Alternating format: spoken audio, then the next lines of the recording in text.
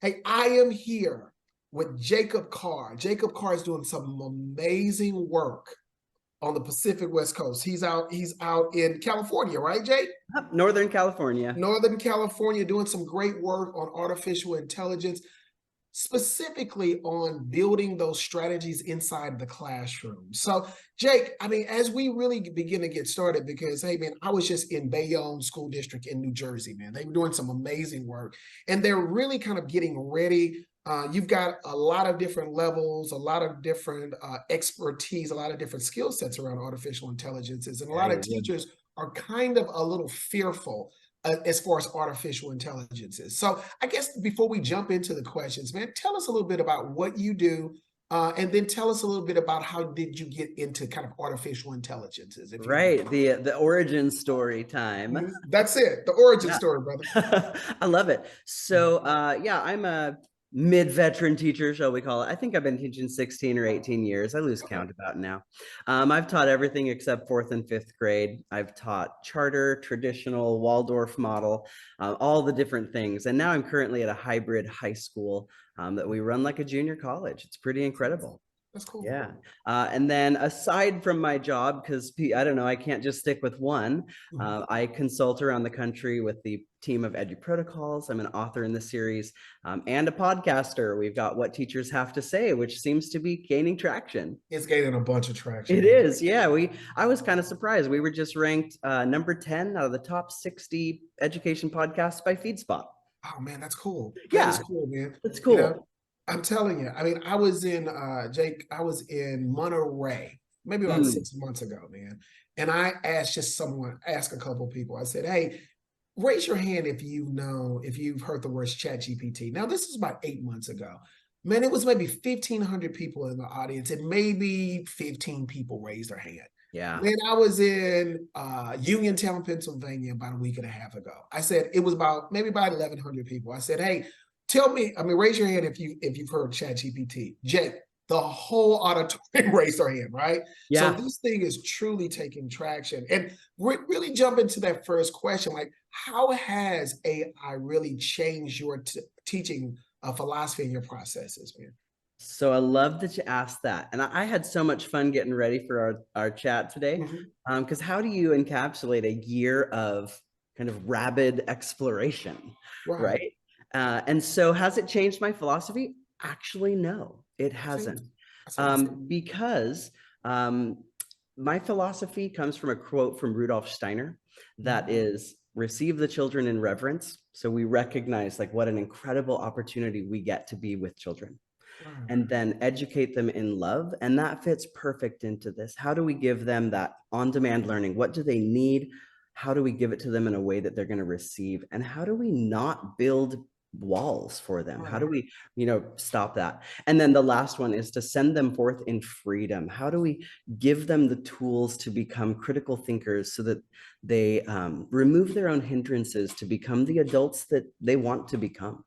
So AI hasn't shifted that. It's really only made it easier to attain. I like that. I like that easier to attain, man. And Yeah, I know that you've even created a slide deck for us, I have.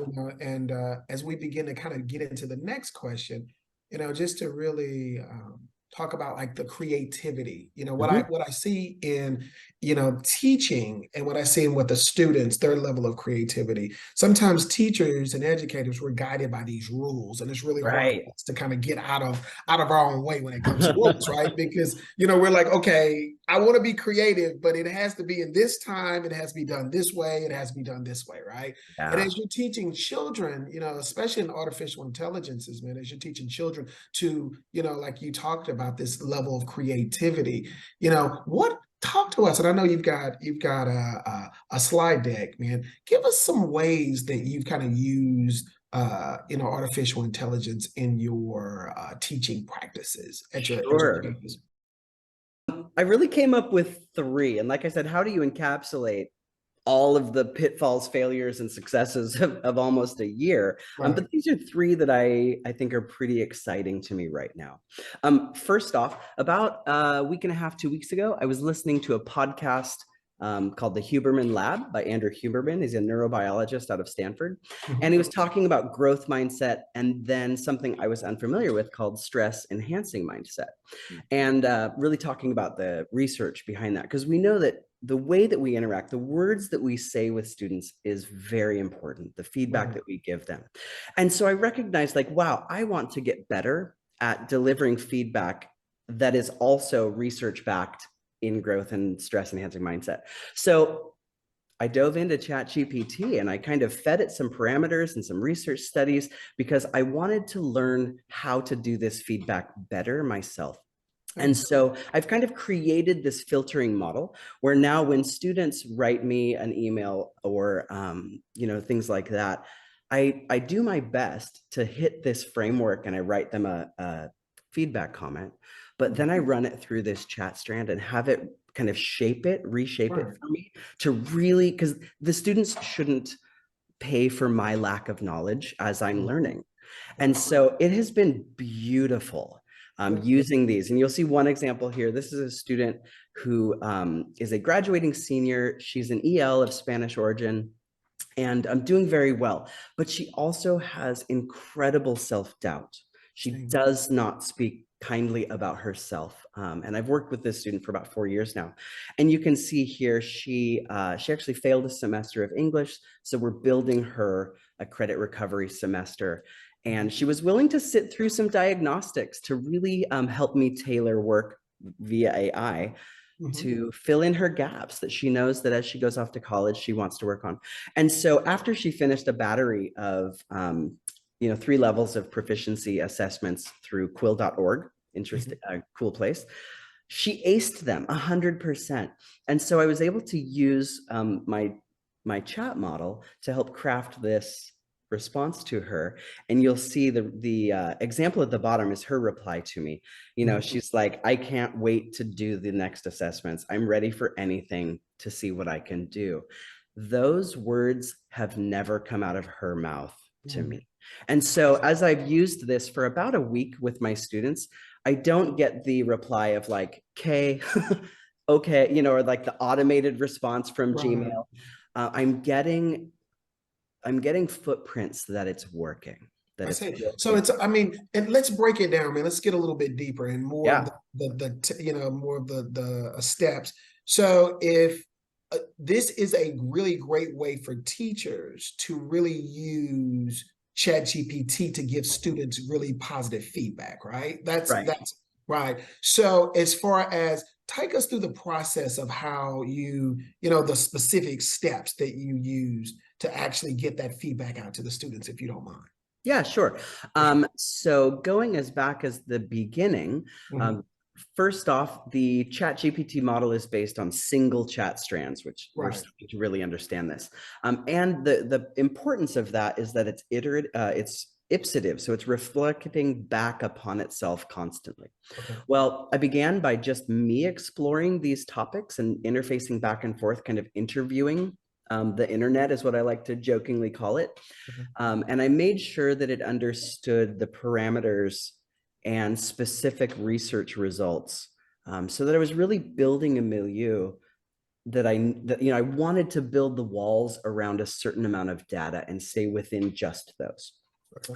So I'm giving parameters to the chat strand. So then I had it try to build an algorithm, like a formulaic way of looking at it.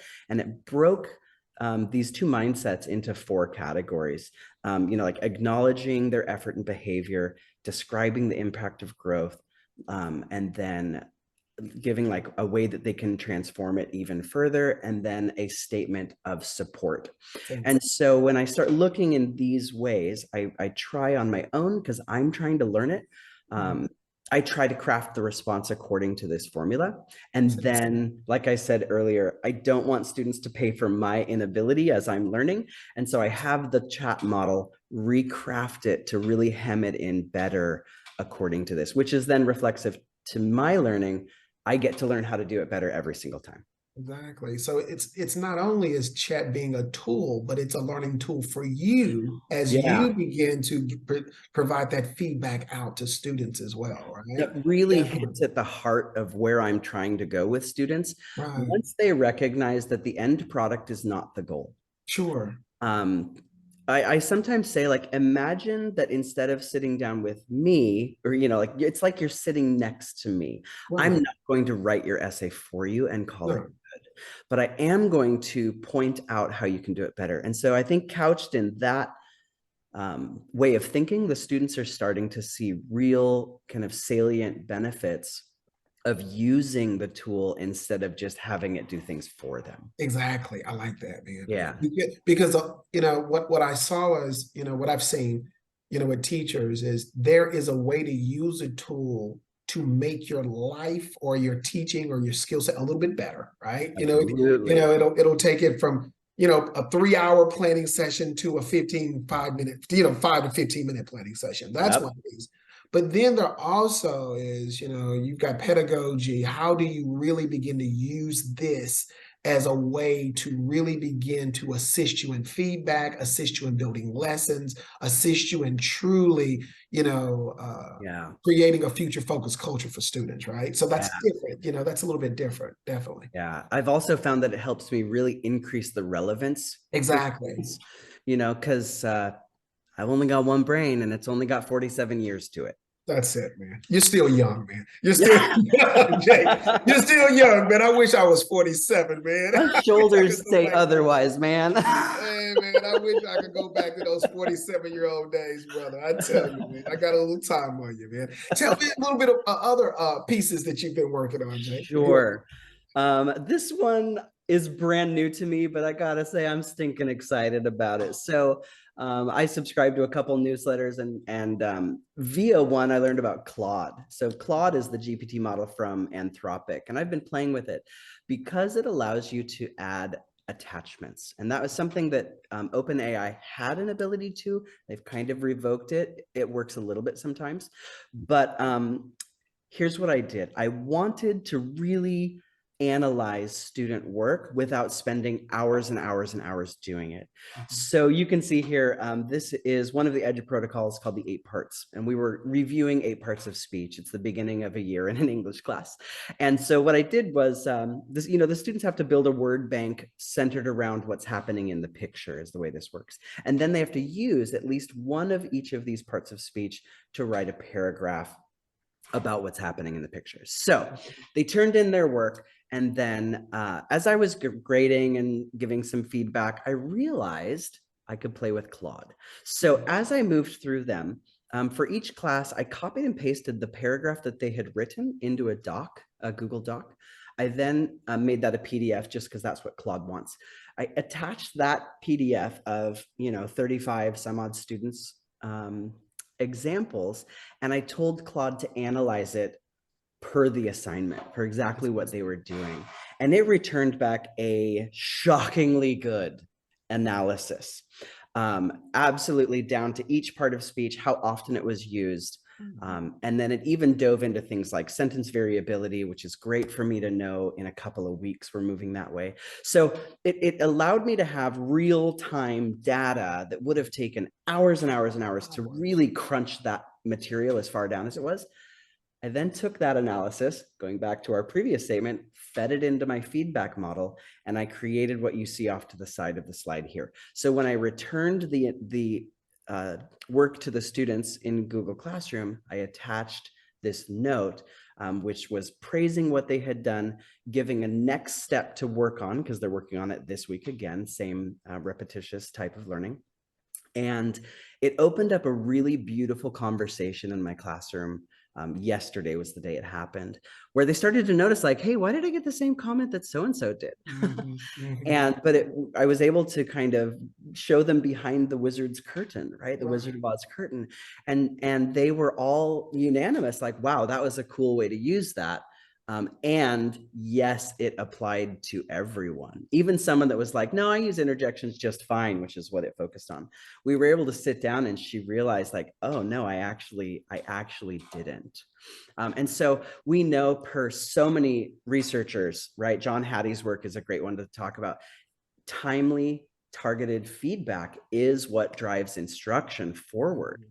And it takes a long time to give that detailed feedback to every student, but this form of AI was helping me do that very quickly. It also opened up the conversation for how to use AI. We're in the beginning of the school year. And so I'm trying to model that very transparently with my students to show them, in the adult world, this is how we can use it to make things better for students, to make things easier for me, all of that kind of stuff. Man, I love it. I love how you're talking about these two processes. It seems the first process was, actually beginning to use AI in a way where you're well, I'm looking at I think the second piece really popped up is you're using AI in this data piece, right? Yeah. You're using AI to actually putting the information in and then getting the amount of data that Yeah. then you can use to then put back into AI that then translate into positive feedback It's cool. for your students, right? That's the coolest piece, It's right? Because it's cool. like it makes the data for you. So that would have taken 3 hours.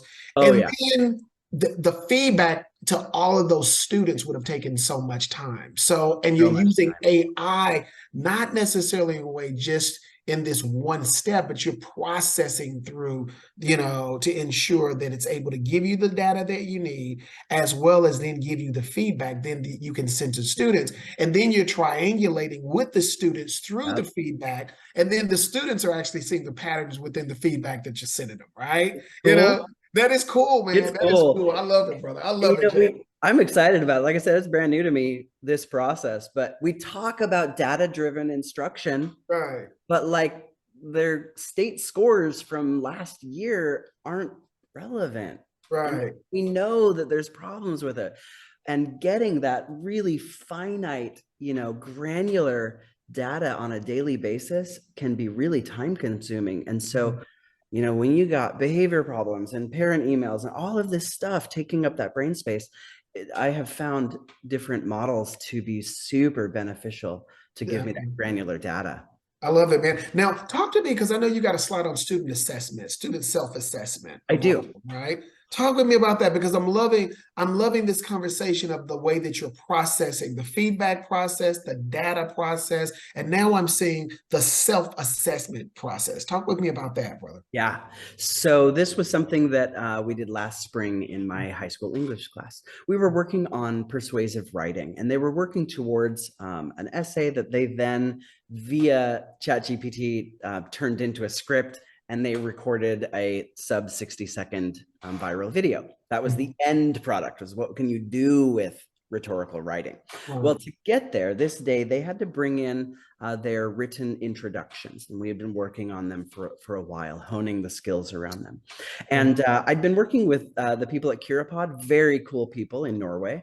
And they have a model, they have many models to their products, most of which don't align exactly with the way that I teach. It's very different. But their feedback model was great. I was able to pre-prime their product with the rubric, the assessment, and the assignment that I was asking the students to do. And then I opened it up to the students, and they were able to kind of paste what they had done, their introduction, into Curapod, and it ran it against the assignment and the rubric, and it returned back an analysis. And it did like a preliminary scoring. Like if you turned this in right now, it might be around a X grade. But more importantly, I had it return back one feedback comment for every facet of the rubric of how they could increase their skill, how to make it like one step better. And the students found that very beneficial. Like that. That instant feedback to that. I'm sorry, you were going to say something, Robert? No, man, I'm loving how you're using AI to assist you in the processes of teaching, Mhm. right? Where you're actually having children then put, their work in the AI, and then AI then giving them, some really, really great next steps, or some really, Yeah, really good, effective feedback on, yeah. on the writing, man. That's strong. It's Definitely. cool. And this process unearthed a really important conversation in the class. Mhm. Students found it so beneficial that many of them, a large portion, used it many times over and over. Right. And so they would go and rewrite it and then be like, Right. And then drop it back in, right? and drop Yeah. it back in. Right. And I found out that they actually were like taking it home and continuing Right. to do it. Exactly. I'm like, Right. whoa, you didn't Right. even have to do Right. that. But they Yeah. saw the worth. When students find value, they want to learn. They Right. don't want their time wasted. They recognize it.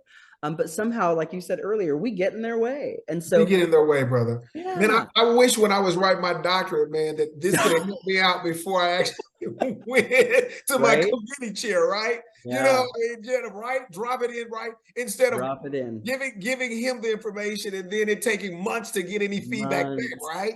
You But what know? was what was so interesting is that the students who used it a lot Right. actually didn't like it, because they Really. were like, there was a point where it no longer was I me. see. I can see. I can And see. that was such a powerful moment where they're like, Right. oh, too I much is not me anymore. I don't like Exactly. that. Yeah. Yeah. Yeah. It gives me information, but it doesn't have my voice, right? Right. So how do you where's that balance of feedback, but still my voice, right? Yeah. Definitely. I love that. That is strong, brother. That's strong. That's good Now stuff. it seems that, and I know we're about halfway there, man. It seems like, I love the way that you're using the processes of AI to really help you with students in your classroom, from the data, the feedback, and really, this where children are then the students are able to then put information in, and they're able to go through the writing process, right? Right. Now, I know that you've got a couple other examples of specifically how it helps other teachers, or, Sure. in different disciplines. Man, talk with us a little bit about that. Sure. Let's pop over there. So I have three examples, both that I've done and that colleagues of mine, that I've been, my little think tank, my little Right. friend. You got to have a think tank, brother. You gotta have a Okay. think tank. Now, Luckily, Jake, who's in your think tank? Is you, Nathan? Who else is in the think tank, man? in that, let's see, Nathan Collins, luckily he's across the hallway. And Okay. then Chris Bell is part of the Edu Protocols team. Adam Okay. Moeller is a social studies teacher out in Sure. I Indiana. talked to Adam out of Cincinnati, right? Yeah, yeah, Yeah. love Yeah. that guy. Or Ohio, yeah. And then Dominic Helmstetter is another one. He's teacher of the year for Ohio. I Very cool. see. Those are kind of my people. And Kim Vogie and John Carippo. We Oh man, all I've just got to kind of I've got to keep meet a chit chatting. couple. Yeah, man, Yeah, definitely, definitely. Okay. it's Definitely. cool. So ways that I like, you gotta hook a teacher. You gotta tell Sure. them like, hey, like this is gonna be okay for you. Let me show you why. Mhm. Personalized learning is finally within grasp. Right. We dare I say, we all recognize the worth of it. There ain't no way I can personalize learning for 150 students. Exactly. It's just undoable. And unfortunately, there are people trying to do it, and burnout seems to be increasing. It's too hard on us, man. It's too much. We need help. We need Yeah. help. Definitely. So I took a screenshot here. What's fun is this is my daughter's work, who is in Nathan's class. It's kind Okay. of fun.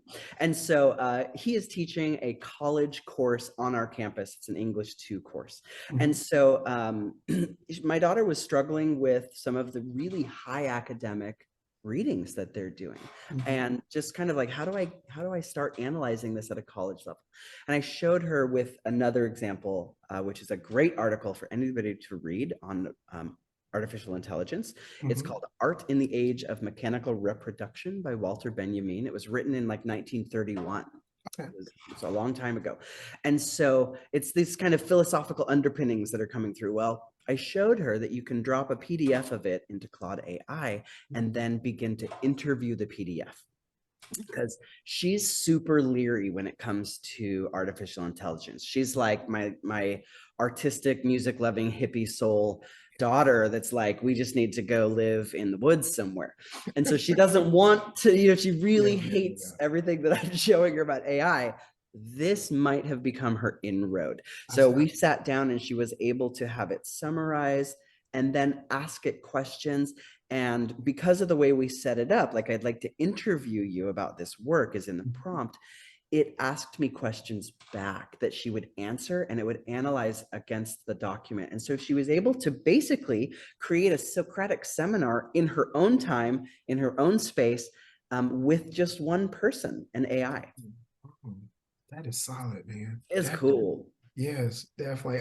I love the we've talked about personalized learning for years, Mm, but have not had the adequate tools to actually personalize it, no right? way. It's like how are you able to make, the impact when you've got, let's say, just 25 children at 25 different levels, right? Yeah. 25 different Lexile levels, 25 different levels.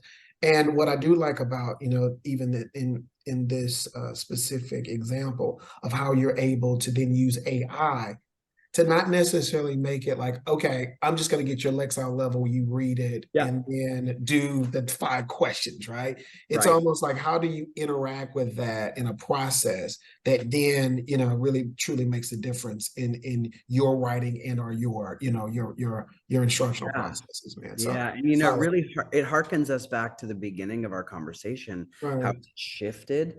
Exactly. It's not about the traditional end products anymore. Right. Right. It's about the Definitely. process and the skill acquisition. Right.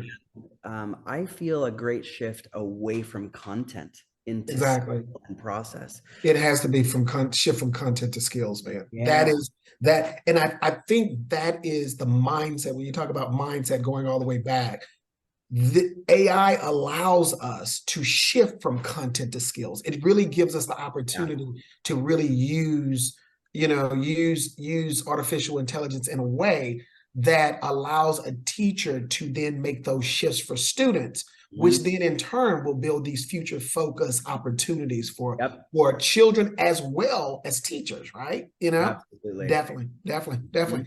All right, brother. Any additional? I think you've got another couple examples for us. Yeah, and I was going to show you, I got a picture of the Watchman here just real quickly. Yeah. My Go colleague ahead. Nathan had incredible success with this. He had Okay. a high school senior come in that was credit deficient. She needed to do credit recovery for English a Okay. semester and had basically had 12 years of bad experiences with English classes. She That's didn't it. want any of it.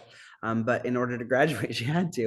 Right. So he unearthed that she loved this anime series, this manga series. And Mhm. she agreed that she would read these Watchmen comics. So within about an hour of interfacing with the student and ChatGPT, he set up an entire semester of credit recovery based on the episodes of this comic book, which he was unfamiliar with, but he didn't need to be. And so she graduated last spring and had done incredible amounts of very rigorous work that was relevant to her. It Right. was super cool. Definitely. I love changing the content for the children, right? Yeah. I love No it. matter. Yeah, I say it all Yeah, the time. I'm like, I don't care what story you read. I care what exactly. you As do long with as the story. exactly, Yeah. definitely. I love that.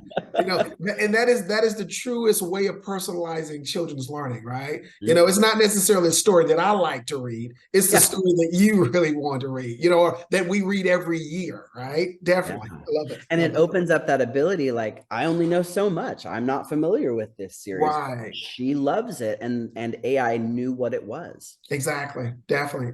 I love it. I love it. I know we've got a little bit more time, man. So I Okay. want to, you've got some additional examples for us, right? I do. This one is really simple. I always Mhm. ask teachers, don't recreate your wheels. Your Sure. wheels are good, but how Mhm. do we make your wheels flow better? How do we grease the cogs? Right. And AI helps that. So this is an example that I show teachers. I have a Grimm's fairy tale that I use every year, and I ran it through the model and I said, pull out academic language that my students might have trouble with. I And I was think. able to just add those as footnotes in the document that I give my students. So, a couple of minutes of work I've now used twice in my classroom and will continue to. It's just built into the resource that I use. It's also so good for rewriting documents according to Lexile level to make them more Right. accessible. I always say, like, is there a way I can make this more UDL friendly with the Right. CAST model? So many ways of just taking what you're already doing and augmenting it through AI. Right. Definitely. And I think that, a lot of times people think, okay, it's this new thing and it's gonna take me a long time to actually understand. And this is another thing I have to do, right? Yeah. But it's really a process that once you kind of get an understanding, man, it's like you want to do more and more and more. And it's so kind of individualized even for the teacher and the processes, that they're actually facilitating the classroom, man. I see you got an academic referral form here, I right? do. So Yeah. this is my in progress. Where am I Mhm. at in my own practice right now? We have a process in our school where if a student's falling behind in a class, we refer them to their homeroom teacher. We refer to as a PLT, a personalized learning teacher, Mhm. and that process is laborious. It might take me an hour, hour and 15 minutes to handwrite. You can see them here. Mhm. And we handwrite these little slips of paper, and That's then old they get school. handed out in homeroom. Right. And then that triggers the student to come to a drop-in study session that we have weekly. Mhm. But it's laborious and there was no way to track it and things like that. So I thought, okay, wait a minute. Why haven't I used AI for this yet to help me automate a task? And so Claude AI, I just described it exactly what my problems were with it, what had to happen, all of those. And it walked me through the steps of building a Google form that relied only on a student's name and student ID. And that is very fast to get. Right.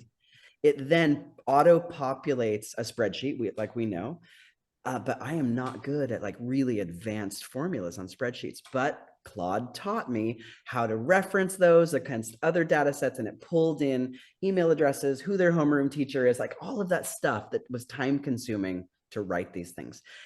And then through mail merge, it auto populates a PDF. It gets emailed to the student, the parent, me, and the homeroom teacher. Um, and we're so close. There's one facet left that is one tiny link in the chain that isn't functioning, but we think we've hammered it out. And the process went from, like I said, about an hour, hour and 10 minutes. It Right. took 6 minutes to That's do it. it. That's it, man. I love this because, not only from the teaching space, but even the administrative space. I Mhm. really think that this can be AI can really assist administrators and leaders in their thinking. I mean, there's so many ideas and or processes that administrators say, I think this is an idea. And then sometimes it takes up to sometimes 6 months in a large school to really get it down to like a form like this, right? Yeah. You start out with like a piece of paper, and then Yeah. somebody says, hey, have you thought about this? And then you go to another, rendition, and then, in 6 months, you've done 16 volumes of an Yeah. idea, right? As Yeah. opposed to just really from an administrative or leadership, actually go through artificial intelligences that can assist you in Yeah. building spreadsheets, parent letters, different academic forms and different to build those processes inside of Yeah. the school. So, man, this is solid, definitely. It's cool. I can't wait for this to, probably maybe even today, we're going to figure this out. We're going to crack that code. And I love that AI is filling in my knowledge gaps. I'm Right. great with Google Sheets, but not those really advanced formulas. Exactly. But it just filled that in for me. Definitely. Definitely. I love the work of Dr. Sunny Magana, his T3 framework, and these T1 tasks are things that you could do analog or digital. It doesn't matter. It can automate them so quickly now with artificial intelligence to just save up space. I jokingly say I finally have an intern as a teacher. Right, right, right. I think, someone says, hey, now it clears up my weekends for teachers, right? Yeah.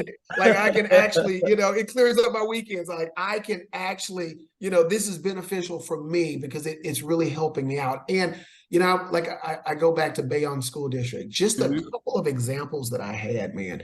You should just to see teachers just like, their lights went on, or administrators like, listen, I've got to try this thing, Yeah. because it This is really, so bad. yeah, this is not so bad, right? I think I'm hearing a lot of things out there, but I think I'm going to try it, right? Yeah. Because if it's helping everyone else out, maybe it can help me out as well, right? So definitely, Yeah. definitely. I know you got one another I example before we jump in. do. This was my kind of playing with it last night, and just getting ready to chat with you. So I have worked for about a week, just kind of, I gave some interview questions to it that we were going to talk about. And I said, my word, it's been a year. How do I remember everything I've done? Right. And so I've worked primarily on my phone using dictation in ChatGPT, having this conversation like, oh, yeah, I did this. Oh, I did that. It didn't work well. Oh, I wish I could do this, those kinds of things. And I ended up with, when I copied and pasted it, it's a 50-page document. Yeah, and so these are linked. And then I thought, could you take everything we've learned and write me a letter of recommendation? Wow.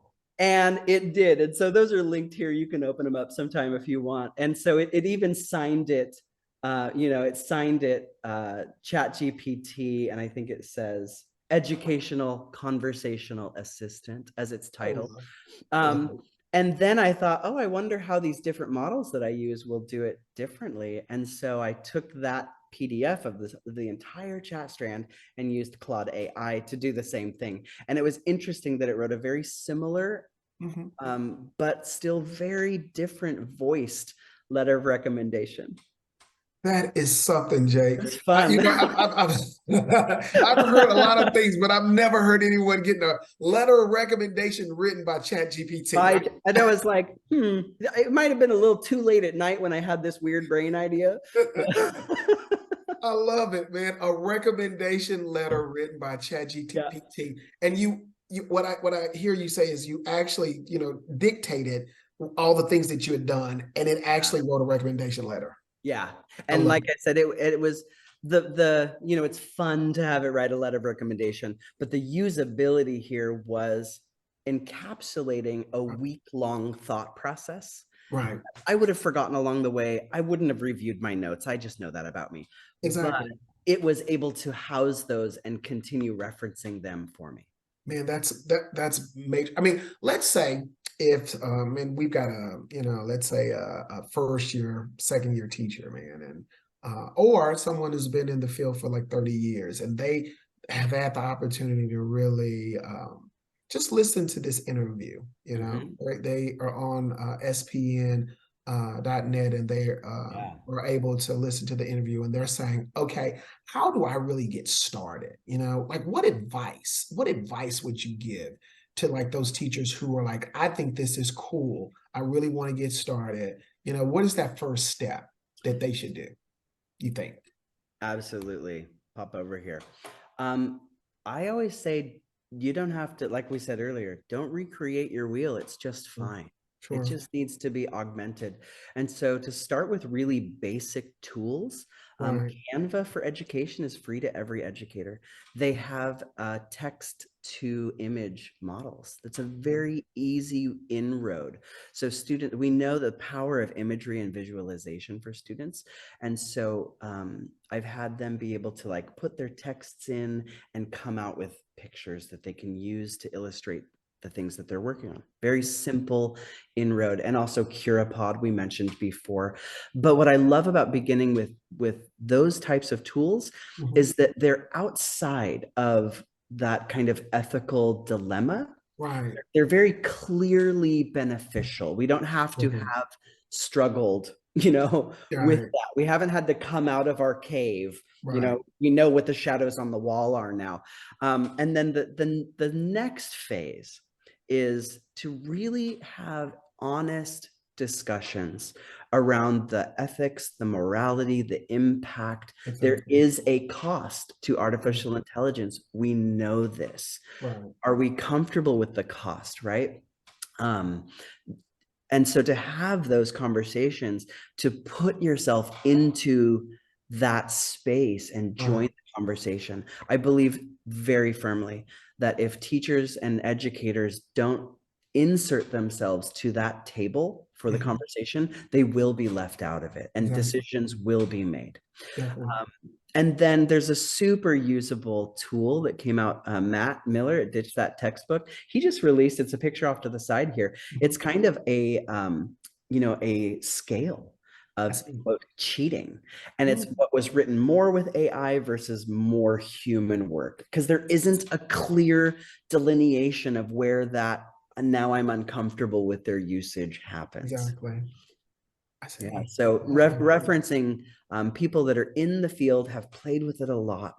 Mhm. There comes a point of trusting what other people have done Right. and putting it into practice so that you can have your own response to it. Mhm. Definitely, definitely. Jacob, first of all, I want to just say, man, thank you so much for your Yeah. time. I love chatting. I mean, just really looking at, I mean, if there's a synopsis or like a summary of it, I mean, it's like we started. I mean, you're doing an excellent job of processes of how Thank you're able you. to take your children through the data processes to get that data, and then actually then take them through these feedback processes and using AI as it seems like I'm getting a lot of calls today, but using Popular AI guy. as a way to really begin to get the feedback to students, which not only gives you the time, but also begins to give children the interactivity with Mm, artificial intelligences. And one thing that you said that I think was just noteworthy was that even as children go through the processes, they understand that no, I want to keep my voice in my writing. I want to keep my voice. So they're able to differentiate between the feedback and no, this is where I want to take this writing. I think that's yeah. extremely important, man. The actual examples that you gave us was noteworthy. And man, I'd say if there's one thing, man, AI actually writing a letter of recommendation was big time. That was big time. I mean, I think I've heard it, man. I always like to try, I like to learn something new, man. AI literally writing you a letter of recommendation Yeah. is amazing, brother. I I really texted Nathan appreciate it. Collins at about 10 o'clock last night. I'm like, bro, I don't know if this is an evil genius flex or just evil, but Come on, brother. No, man, you got to put up your pinky on that one, brother. That's a big one, man.